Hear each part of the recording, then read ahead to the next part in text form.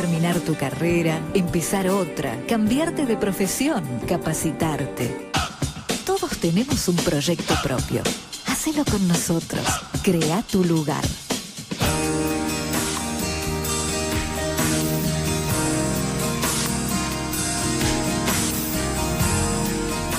Como dijimos al comienzo del programa, se sintió muy fuerte ese sismo en Chile, acá en Buenos Aires, se dio a conocer muchísimo. Hoy a la mañana hubo otro sismo en Chile de 6.2 en la escala de Richter. Réplicas. Una réplica, más de 500 réplicas, pero esta es una réplica bastante fuerte, 6.2, lo miro a Eduardo para que me diga que sí con los números, pero dijimos, vamos a llamar a alguien que realmente esté en el tema, por eso estamos comunicados con el licenciado Héctor Cisneros. Él es especialista en geología y docente y coordinador de la investigación de la Facultad de Ingeniería de la Universidad Juan Agustín Maza en la provincia de Mendoza. Bienvenido a Proyecto Propio. Adrián Filinich lo saluda en Capital Federal. ¿Cómo le va?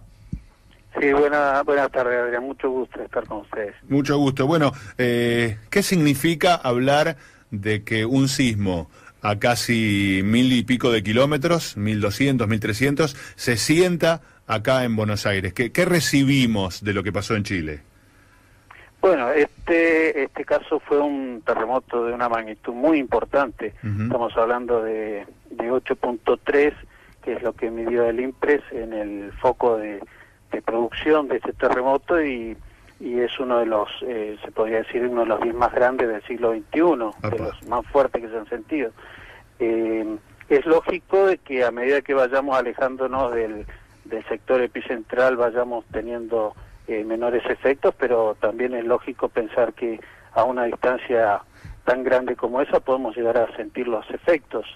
Nosotros hemos tenido terremotos mucho menores, o sea, el del terremoto de 1977 en Caucete, en San Juan, produjo efectos inclusive que se sintieron con mayor fuerza en Buenos Aires. Volaban las arañas, me decían hoy a la mañana un profesor amigo en Caballito, las arañas de los departamentos se movían terriblemente. Claro.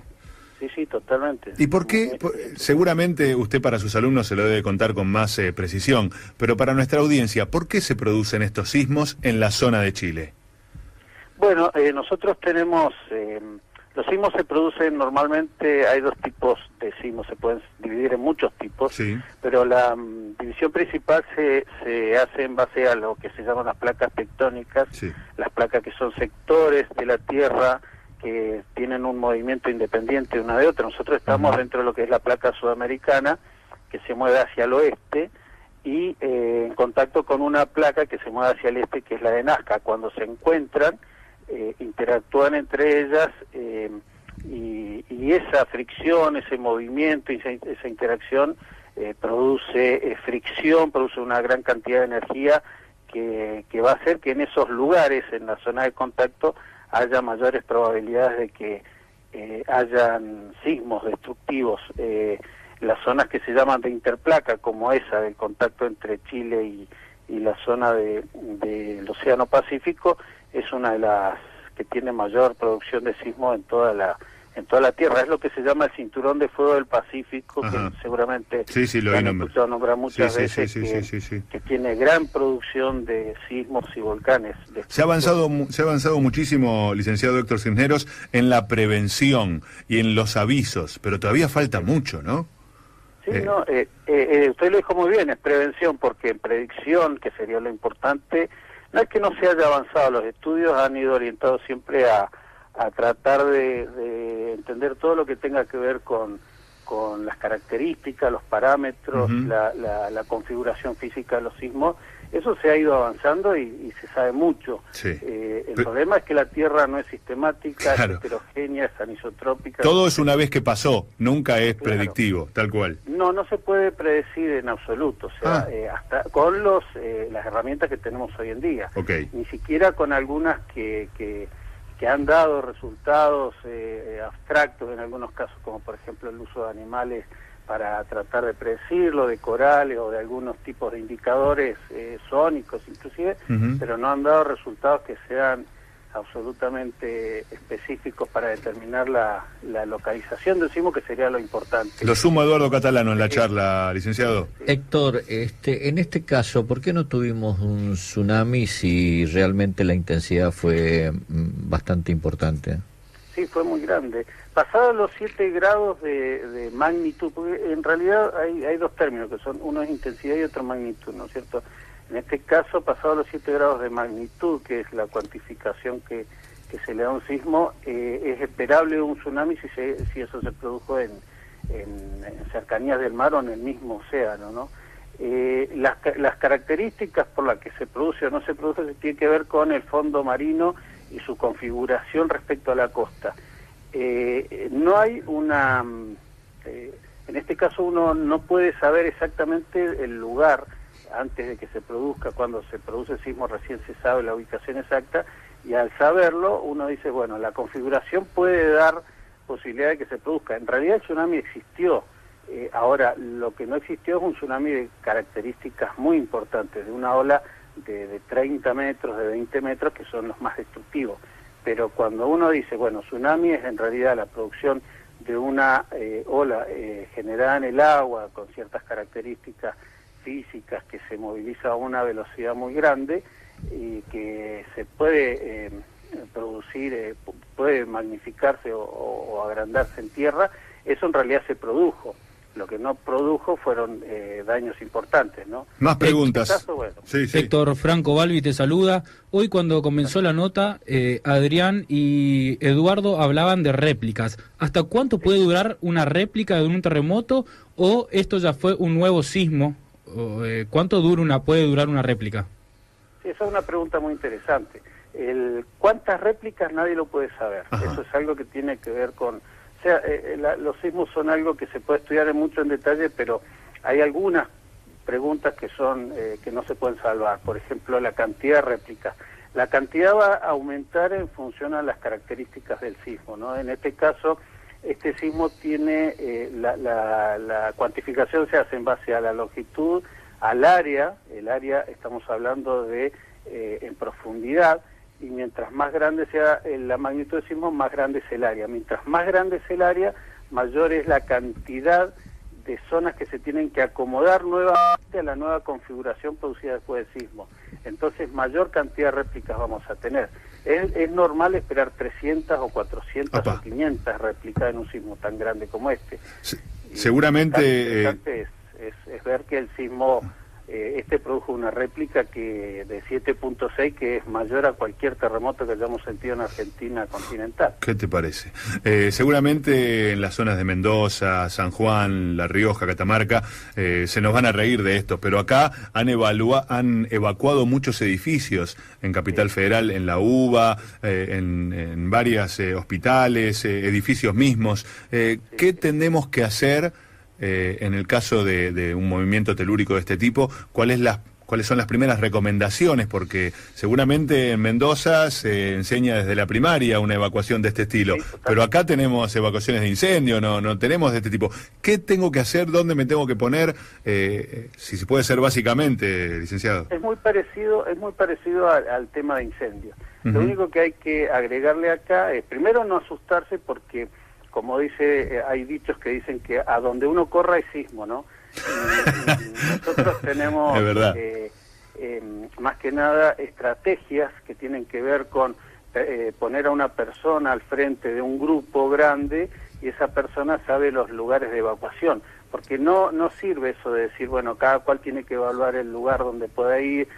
Si vamos a una plaza, esa plaza puede tener algún complejo subterráneo vulnerable que pueda colapsar, o sea que no es un lugar seguro. O sea que primero tiene que ser Defensa Civil el que evalúe los lugares de evacuación. Bien. Con gente preparada que vaya determinando cuáles son los lugares lógicos. Lo que no hay que hacer en una zona como Buenos Aires, los edificios tienen una construcción que, si bien no son tan sismo resistentes como las de Mendoza o San Juan, que son en San Juan están muy bien hechas, tienen sus variables estructurales muy bien definidas. Entonces uno tiene que pensar que va a resistir la construcción de un buen hospital, un buen edificio, teóricamente tienen que resistir, aparte que están muy lejos de un sismo destructivo. Entonces, alejarse de los lugares con vidrios, alejarse de las zonas que puedan llegar a tener estructuras en voladizo, alejarse de sectores, de elementos que puedan llegar a colapsar, a caer, ¿no es cierto? Eso es algo lógico, y por supuesto no usar el ascensor, usar las escaleras de emergencia, tal cual lo que se hace con incendio, agregándole la variable esta de no ubicarse cerca de construcciones vidriadas, por ejemplo, en las que produce muchas muertes. Usted es posible de cortar todo lo que tenga que ver con gas, con energía eléctrica, porque la combinación de ambas son letales, ¿no? Mucha gente muere más en incendios posteriores al sismo que en el sismo mismo. Usted dijo que fue uno de los más graves en los últimos años. ¿Esto podría afectar a una futura erupción volcánica? No.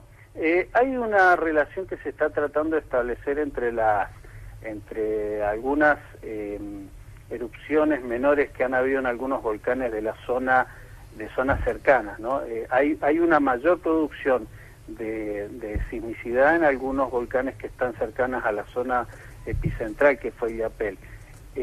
No hay o sea, los volcanes tienen su propio tipo de temblores, que son los que se llaman los temblores volcánicos, y este caso se produjo en una zona de falla geológica que está bastante alejado. O sea, no digamos que no existe una relación, pero en este caso no existe una relación absolutamente directa. O sea, no digamos que por el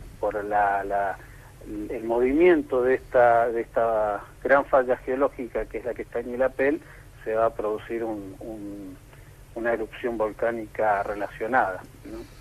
Quería comentar y agregar a todo esto que se está hablando, es que acá en Capital Federal realmente se sintió en forma muy importante en uno de los edificios en Puerto Madero, un edificio de 40 pisos, 2 torres, que, bueno, en contacto con el administrador me comentaba que todo lo simulacro y todo lo que se había hecho como precaución para cuando sucede algún hecho, alguna catástrofe, o como prevención de catástrofe, se concretó muy bien la evacuación. Los pisos de tipo 40, claro. Sí, pisos, yo diría que arriba de los pisos 20 se sintió muy fuerte. Muchísimo. Licenciado Héctor Cisneros, le agradecemos muchísimo por estos datos, por educarnos, y bueno, entonces seguimos con la misma línea educativa para nuestros alumnos, para nuestros oyentes, que con el incendio, con estos datos de ascensor, de cortar gas, energía, techos, paredes, alejarse de vidrios, y la frase de usted, ¿no? Uno no corra, que sismo hay en todos lados, me encantó. Un fuerte abrazo y muchísimas gracias. Otra manera de decirse, pero bueno, gracias a ustedes y a su disposición. Un abrazo. Gracias. Y usted sabe, Adrián, que los sismos a veces, las repercusiones y las réplicas de los sismos duran décadas. Décadas. Wow. Imagínese en el sismo del 46, ¿quién surgió después del sismo del 46? ¿Que nació usted? No. ¿Qué pasó? No, todavía no nació. ¿Quién surgió? Pero sí estuvo mi madre en ese sismo, en donde me mató el dato. Realmente se salvó de milagro. Pero piénselo y después en el otro bloque lo decimos. Me lo dejó picando. Nació un grande, o por lo menos para mucha gente, un grande. Bueno, el licenciado Héctor Cisneros lo escuchamos, especialista en geología, docente y coordinador de investigación de la Facultad de Ingeniería de la Universidad Massa, desasnándonos sobre los sismos acá en Buenos Aires.